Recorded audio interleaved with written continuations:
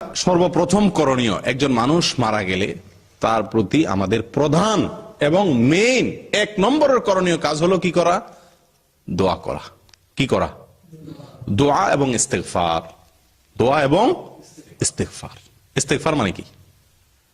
ক্ষমা প্রার্থনা করা। ইস্তেগফার শব্দের অর্থ হলো ক্ষমা চাওয়া। তার পক্ষ হতে আল্লাহর কাছে কি চাইতে পারি? আমি ক্ষমা চাইতে পারি। এটা কোরআন হাদিস থেকে অনুমোদিত। একটা উপায় পাইলাম, তাহলে একটা উপায় পাওয়া গেল কিনা, যে তার পক্ষ থেকে আমি আল্লাহর কাছে কি চাইতে পারি? মাপ চাইতে পারি। তিনি নিজের জন্য নিজে মাপ চাইলে সেটা আর কাজে আসবে না। তার আমলের দুয়ার কি হয়ে গেছে? বন্ধ হয়ে গেছে। আমি তার পক্ষ থেকে কি করতে পারি? মাপ চাইতে পারি, তার পক্ষ থেকে দোয়া করতে পারি এবং মাপ চাইতে পারি। এই সুযোগ আছে। সূরা হাশরের আয়াত নম্বর 10, এখানে আল্লাহ সুবহানাহু ওয়া তাআলা বলেন, والذين جاءوا من بعدهم يقولون ربنا اغفر لنا ولإخواننا الذين سبقونا بالإيمان ولا تجعل في قلوبنا غلا للذين آمنوا ربنا إنك رؤوف رحيم। ঈমানদার যারা দুনিয়া থেকে বিদায় হয়ে যায়, মারা যায়, ইন্তেকাল করে, এদের মৃত্যুর পরে যারা তাদের পরবর্তীতে আসবে, অর্থাৎ তাদের পরবর্তী বংশধর, সন্তান সন্ততি যারা তাদের পরে আসবে, তারা বলবে, তারা বলবে, রব্বানা ইগফির লানা ওয়া লিইখওয়ানিনা আল্লাযীনা সাবাকুনা বিল ঈমান, আল্লাহ আমাদেরকে মাফ করেন এবং আমাদের যে সমস্ত ভাইরা ঈমান নিয়ে আমাদের আগে দুনিয়া থেকে চলে গেছে তাদেরকেও মাফ করেন। তাহলে আয়াত থেকে বোঝা গেল যে যারা মারা গেছেন তাদের পক্ষ থেকে জীবিতরা কি করতে পারেন? আল্লাহর কাছে ক্ষমা চাইতে পারেন, অর্থাৎ ইস্তেগফার করতে পারেন। কিভাবে ইস্তেগফার করব? এই যে আল্লাহ শিখাই দিলেন, হুবহু এই ভাষায়ও করতে পারি। সকল মুসলিম যারা দুনিয়া থেকে বিদায় নিয়ে গেছেন, মারা গেছেন, তাদের সকলের জন্য আমি কমন হারে, গণহারে এভাবে দোয়া করতে পারি, রব্বানা ইগফির লানা ওয়া লিইখওয়ানিনা আল্লাযীনা সাবাকুনা বিল ঈমান, আল্লাহ আমাদেরকে মাফ করে দিন এবং আমাদের যে সমস্ত ভাইরা আমাদের আগে ঈমান নিয়ে চলে গেছেন তাদেরকে আপনি মাফ করে দেন। এটা হলো গণহারে।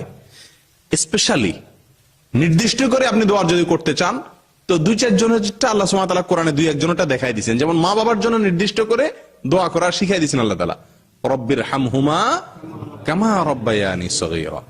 বড় হৃদয় বিদারক, বড় আল্লাহ সুবহানাহু ওয়া তাআলার রহমত পাওয়ার জন্য আসলে চাইতেও জানা লাগে, চাইতেও জানা লাগে, চাওয়াও আল্লাহ তাআলা শিখাই দিয়েছেন। ভাষাটা কি দেখেন, সুবহানাল্লাহ।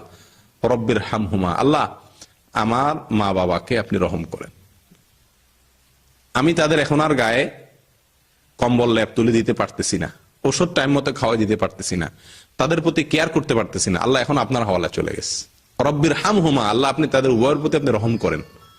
কামা রব্বায়ানি সগীরা, যেভাবে তারা, এই মা বাবা আমাকে ছোটবেলা কি করছে?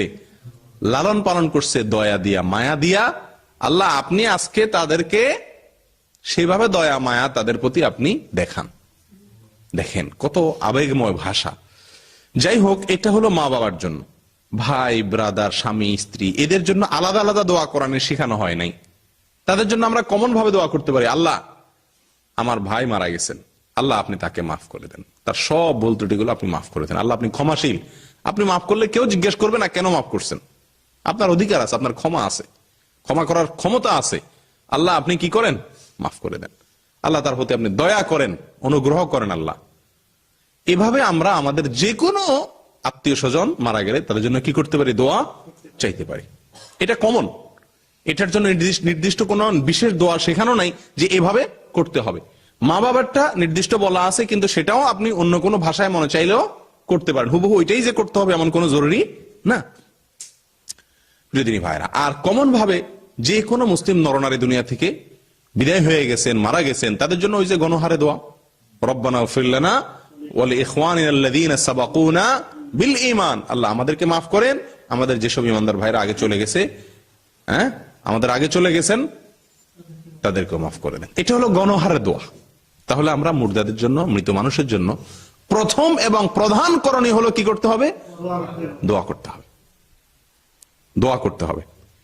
গণহারে দোয়া, মা বাবার জন্য স্পেশাল দোয়া, আর সাধারণ মানুষের জন্য বা ভাই ব্রাদার আপনজনের জন্য নিজ ভাষায় আল্লাহর কাছে তাদের পক্ষ হয়ে কি চাওয়া? মাপ চাওয়া।